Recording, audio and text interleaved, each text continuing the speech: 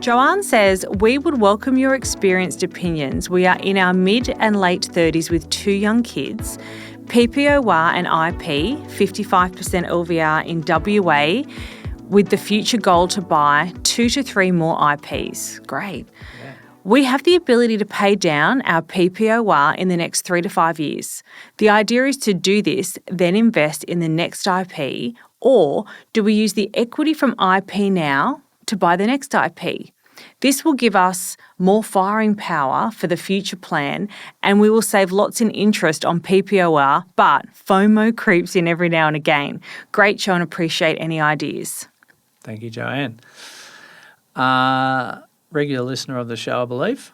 Great position to be in. Yes. LVR 55% on our own home, going to be mortgage free in worst case 5 years. 3 to 5 years. That's great. Yeah. And dare I say it, great mindset. Want to buy 2 or 3 properties, so wants to take on the world. Yeah. You've got to do it strategically, don't you? You do.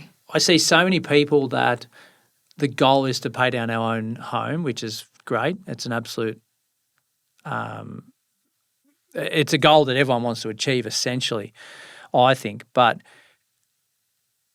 doing that in conjunction with getting equity out and recycling through to use that for investment properties is a powerful thing, I think, for the long term. So we want to be doing that ASAP. So it doesn't annoy me, but I look at a situation where someone's been paying down their mortgage for 10 years and then they come and speak to me and it's like, oh, now we want to use the equity to buy an investment property because we've got no mortgage. Well, why didn't you come to me 8 years ago when you actually had equity? So it's a message to everyone out there to say, get a valuation every year. Yeah. Get a valuation, talk to your broker and say, how much can we lend? How much equity do we have in our own home, to be able to then say, what levers can I pull? So Joanne's doing this in droves. She's just wanting to see which is the best way to go ahead. Now, is there much of a difference in what she's saying here? Well, does she wait to pay down her own home or does she buy now? Yeah, but like if she's waiting, she's got so much opportunity cost gone missing. I would go with the FOMO and do it right now. The big question that people have got on this is, if let's say I'm paying it down in 5 years and it's going to cost me $5,000 a month to do that. They're saying, right, I can do that and then in 5 years wake up and go and invest. But if I invest now, it's going to cost me $2,000 a month to hold that property. So I'm actually now paying down my mortgage by only $3,000 instead of $5,000. Yes. That's probably that's where I feel she's going. Is like it's going to slow me down. Now, is that the outcome? Can we get a little bit more equity and say, can I use some of that equity for some holding costs? And can I continue to pay my $5,000 with my future earnings? Okay. I don't know. What do you think about that? Well, I think depending on the type of asset you're buying and what you're buying, let's say it did cost a couple $100 a week to hold it. Are you taking that, so you're saying you're taking money that what would you be paying down in this home? So this $200 a week, let's say it took $10,000 a year away from paying down your own home. Yeah. Would the asset that you're buying go up in value more than that? And I think historically it has. Correct. So I would just feel like, and we don't know what's going to happen in the next 12 months. No. However, if you look at the last 5 years, it would be very rare that a client would have said, I wish I'd paid down my home loan for that extra $100 a week rather than holding a property. Yeah. No, I agree. You're right. It's like, okay, if it takes me, and I would do this assessment, Joanne, I would say, right, if I have to give, I'm just making up a figure, but $2,000 a month to this holding cost of the property, and then I get a tax return, of course. So what is the net cost? Versus, so now that might take me 8 years instead of 5. Yeah, okay. Or 10 years. Let's double it. 5 years and 10 years. Yeah.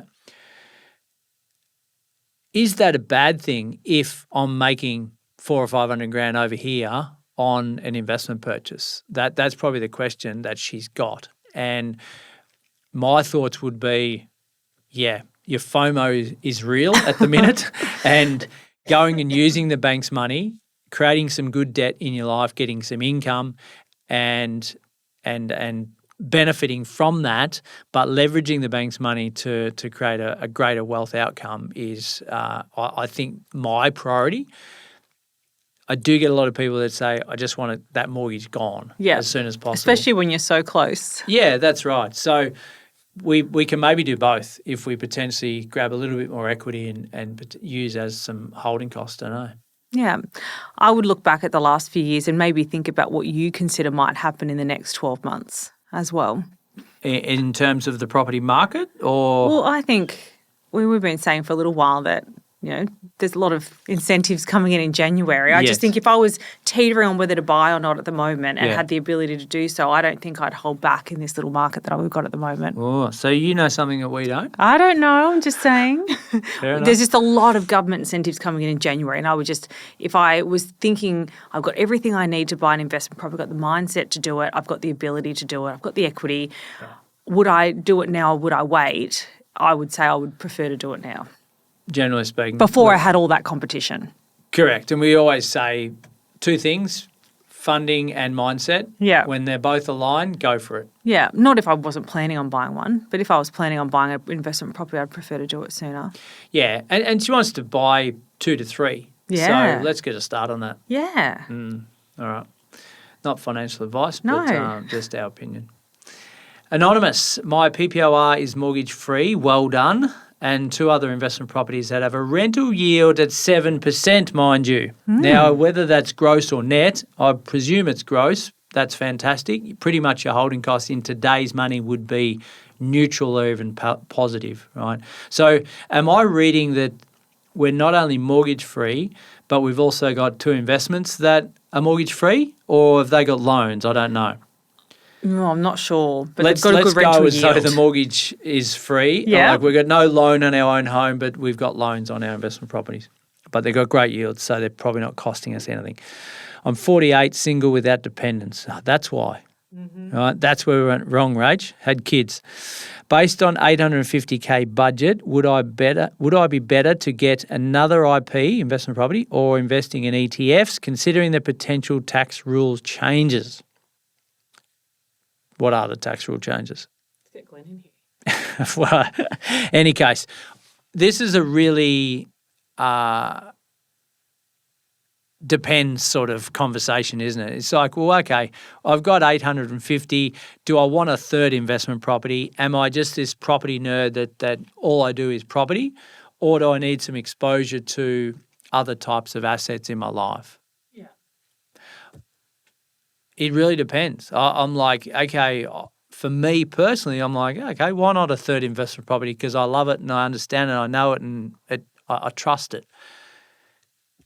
Diversification is also really important. It's a key. It really depends on how you think you want to be structured in 10, 15, 20 years' time.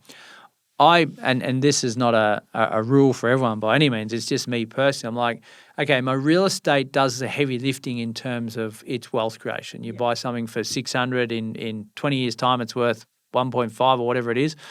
It's not giving me cash flow.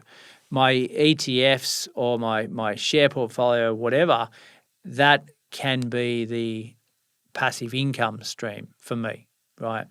Not saying everyone does that, but I think it's understanding what they want out of their life in the next 10 to 20 years. Do they want high passive income?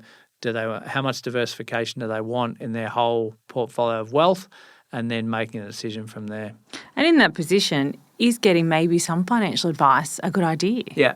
Yeah, absolutely. I mean, it's really just because you're looking at 2 sides of the coin, and a good financial advisor is going to say, right, you've got this on the table now. Where do you want to be in X amount of years? And which one's going to give you the best outcome for that long term? A not so good financial advisor will be saying, let's go down the just one sort of, So I think it's, you're probably right. Let's go and see someone and get on with our life. Get some modelling out there.